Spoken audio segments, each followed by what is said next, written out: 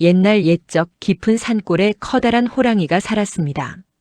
기운이 어찌나 센지 포효 한 번에 온 산이 벌벌 떨었지요. 어느 겨울밤 호랑이는 송아지라도 잡아먹을까 싶어 슬금슬금 마을로 내려왔습니다.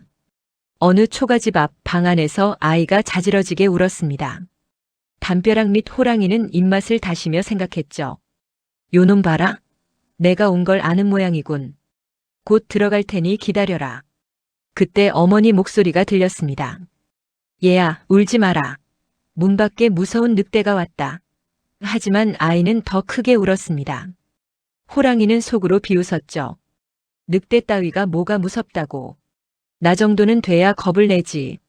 어머니는 다시 말했습니다. 무서운 불곰이 왔다. 어서 뚝.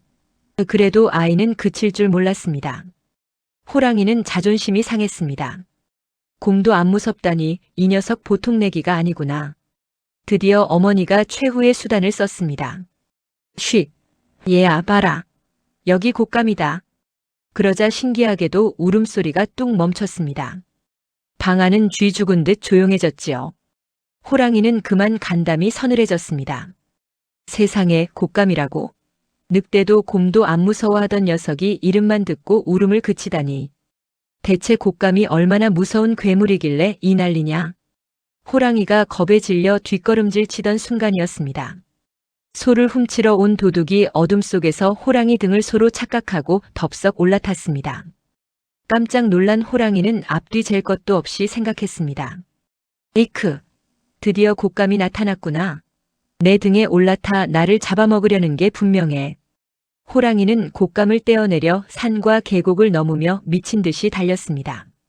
도둑 역시 자기가 탄 게 호랑이라는 걸 알고 기겁했습니다. 아이고 나 살려. 죽었구나. 도둑은 떨어지지 않으려고 호랑이 목을 꽉 껴안았습니다. 호랑이는 목이 조여오자 더 겁이 났습니다. 이 곶감이라는 놈이 내 목을 비틀어 죽이려나 보다. 날이 밝아오자 도둑은 낮게 드리워진 나뭇가지를 잡고 얼른 몸을 날려 도망쳤습니다. 호랑이는 등이 가벼워지자 뒤도 돌아보지 않고 깊은 동굴로 숨어들었습니다.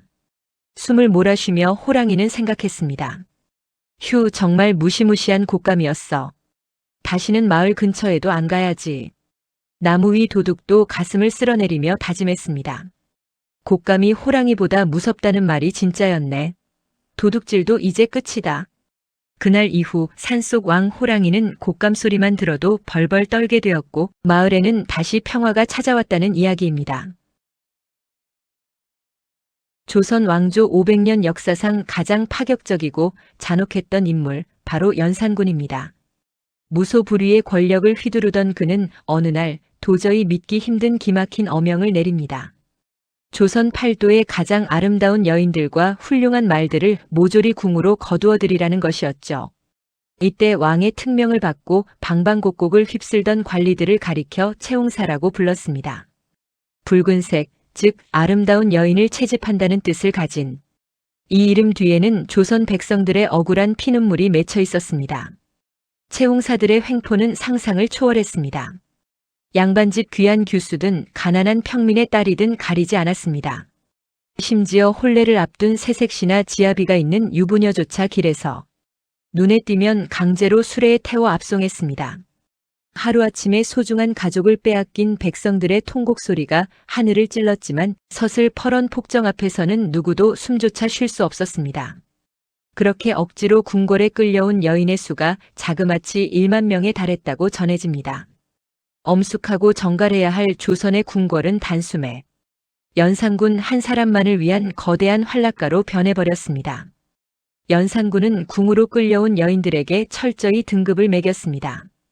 그리고 그중 특별히 총애하는 이들에게 흥청이라는 칭호를 내렸습니다. 나쁜 기운을 씻어낸다는 뜻이었지만 현실은 정반대였습니다. 궁궐에서는 밤낮 없이 화려한 춤판이 벌어졌습니다. 백성들의 고혈을 짜내어 채웠던 국고는 기생들의 치맛자락 아래서 먼지처럼 바닥을 드러내고 말았죠. 연산군은 정치를 철저히 내팽개친 채 오직 흥청들과 어울려 향락에 빠졌습니다. 우리가 돈이나 물건을 함부로 낭비할 때 흥청망청이라는 말을 쓰곤 하시죠. 이 말이 바로 이때 생겨난 것입니다. 연산군이 흥청들과 놀아나다 결국 나라를 망하게 했다는 백성들의 한탄과 조롱이 담긴 단어인 셈입니다. 결국 쾌락만을 좇으며 백성의 가슴에 대못을 박았던 연산군의 유흥은 오래가지 못했습니다. 백성들의 분노는 횃불이 되었고 중종 반정이 일어나며 그는 왕좌에서 끌려 내려와 쓸쓸한 유배지에서 비참한 최후를 맞이하게 됩니다. 아무리 하늘을 찌르는 권력이라도 백성의 눈물을 짓밟고 세운 쾌락의 성은 결국 무너져 내린다는 것. 그것이 연산군과 채홍사 그리고 흥청망청이 오늘날 우리에게 남겨준 준엄한 교훈입니다.